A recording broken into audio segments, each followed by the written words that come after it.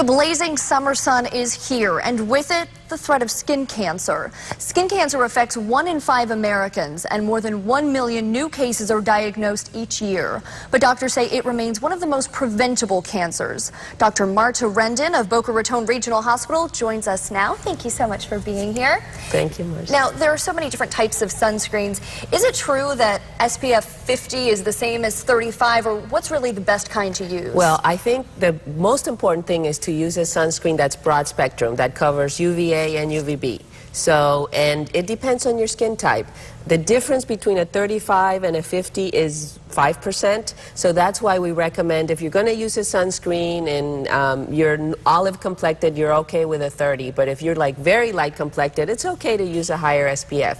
But the difference is minimal. But it is a difference. So the SPF 70, that actually will give you a bit more protection, or maybe 1 or 2% extra. So if there's a difference in cost, it really doesn't pay. But I would say at 35 is pretty good. You know, SPF of 30.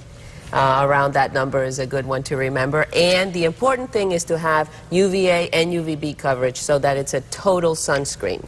Is there a right way to apply sunscreen? Does that make a difference? I think it does, because I think we've taken pictures and sometimes you see like a red blotch somewhere in your arm. Yes. You have to be methodical, and I think the right amount is about 2 ounces, or like a golf ball amount, and you should apply it all over your body. Starts with your sun-exposed areas, and then have somebody apply in your back if you can't get to it, to have full coverage. Besides sunscreen, what are some other ways to prevent skin cancer? There's a lot of ways you can do that now. There's clothing that has some protection factor in it, which really does make a difference. Hats, sunglasses, and cover up. Avoid 10 to 4 is the important message also.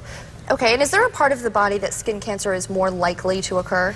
Certain types of skin cancer, sun-exposed areas, obviously. Sure. But now with the rage of teen people going to, you know, a lot of these teenage girls going to tanning salons, we're seeing a lot of atypical moles in the torso, in the trunk, and that's a new trend. So don't go out to those tanning booths. Right, and under the fingernails as well, right? You have to be careful, yeah.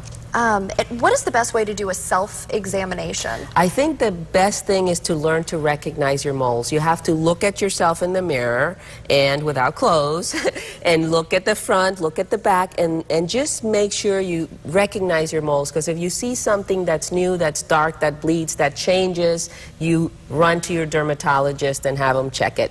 And if you don't spot anything, you still recommend going for a regular checkup, right? I think you should do self-exams once a month and then annual exams at your dermatologist.